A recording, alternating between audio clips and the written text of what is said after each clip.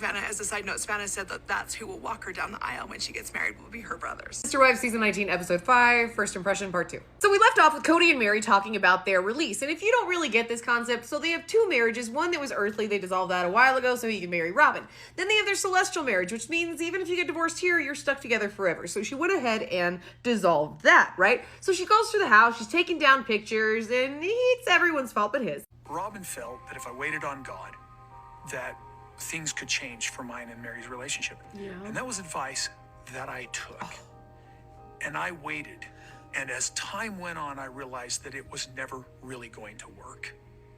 And I'm sorry to Meri for that. I wish I would have figured it out sooner. So what he said was, sorry I listened to Robyn, not sorry I did that to you. You didn't think so. Last wife standing now. Everything's going to be her fault. It's just kind of the way. It rolls downhill, if you know what I mean. And then just, Robyn. Kody's been emotional about this with Meri. He shed tears about the fact that he and Meri are splitting. Totally. And he said, I just wish it didn't have to be this way. Poor guy. I'm sure he's really broken up about the whole situation. Oh, I'm absolutely relieved that it's done. I need Maury in here and the lie detector. You know the rest. You know the rest. Then we go on to listen to some of the most heartbreaking stuff that you have ever heard from Gabe regarding his father, as well as Savannah's relationship with her father. I've talked to Savannah about it, and she's like, look, I just have come to realize that this is who he is. He's going to be kind of that dad who shows up and we have a lot of fun, and then he's gone. I can meet him where he's at. It's okay. Gabe goes on to articulate himself very clearly and very well about what he expects from his dad, what his boundaries are going to be, how he would like to proceed. If she actually believes that we were mistreating her or her children in any way, when she was constantly getting favorited by dad and we were always working on our relationship with her kids, if she actually believes that, then there's no chance of me having a relationship with Robyn ever again. Gabe went on to speak about how Robyn does have a victim complex, and in some ways he can kind of understand that within the family structure, and people survive the way they need to. I mean, this kid's emotional intelligence is like, it's not a kid, but you know, that old person thing that we do. And he speaks about the fact that the kids feel like she twists their words, that there's a lot of triangulation, and that it's really hard for them, and they want to speak about that and get to the bottom of that. Then his ogre of a father says this. I mean, no disrespect to ogres everywhere. That was unfair of me. I am sorry. Use whatever moniker you are comfortable with. Robyn always strongly supported my relationships with the whole family. Robyn herself, her last two conversations with Janelle was Robyn begging Janelle to have a relationship with her. Janelle's a relationship coward.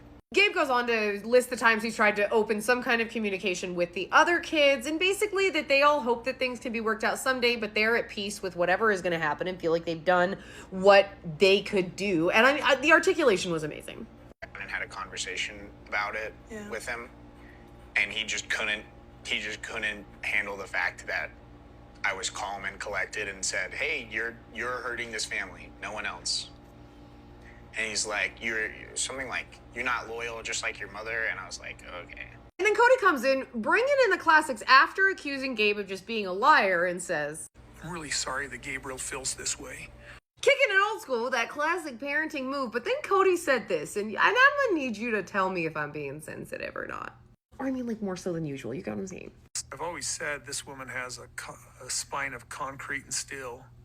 And she's been holding on to the dream that I sold her on with my family for a lot longer. Why would you say spine?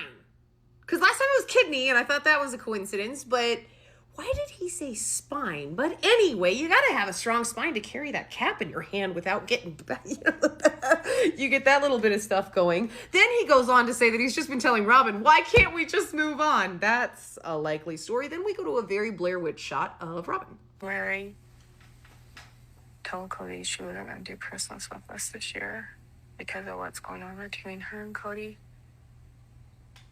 If you hadn't figured it out by that point, can anyone help you with that? I don't think so. Not to mention, it was filled with me, I statements about how your family's not going to be here. You mean the same family that you guys have spent several seasons saying are unsafe and mistreated you and were horrible to you and your kids? Like, really, that same family? Then, of course, the other lives are like super, they're like, you know what? Yeah, it's an end and that can be sad, but this is an opening for new traditions and we're moving on as people with our lives, which is the healthier perspective. Just saying, Kody and Robyn, you guys want to sit just completely motionless, then this is what your life's going to be. So chill out. Just accept it. Just go with it. Then at the end, Kody, with all of this conversation, his big prayer is that him and Robyn can figure it out. I think I got all the big points. If I missed any, as always, put them in the comments, and I will go into longer recaps later in the week. Have a good day.